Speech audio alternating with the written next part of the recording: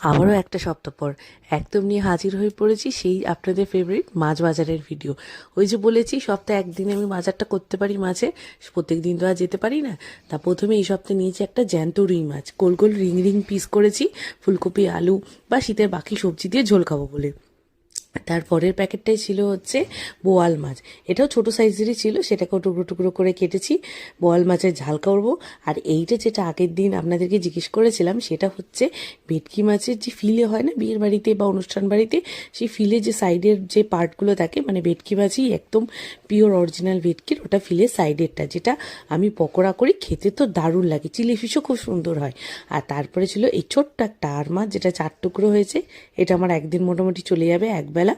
আর তারপরে কি জানি মনে পড়ছে না এই প্যাকেটটা কি আছে, ও আচ্ছা এটা তো হচ্ছে সেই পাবদা মাছ যেটা বর খাবে বলে আনা হয়েছে। আর তারপরে সব শেষে ছিল হচ্ছে বড় বড় সাইজের দুটো ভোলা মাছ। অনেক দিন ভোলা মাছের ঝাল খাওয়ার ইচ্ছা হচ্ছিল, কিন্তু ভোলা মাছের ঝাল খাওয়া হচ্ছিল না, তো সেই জন্য নিয়েছি দুটো ভোলা মাছ।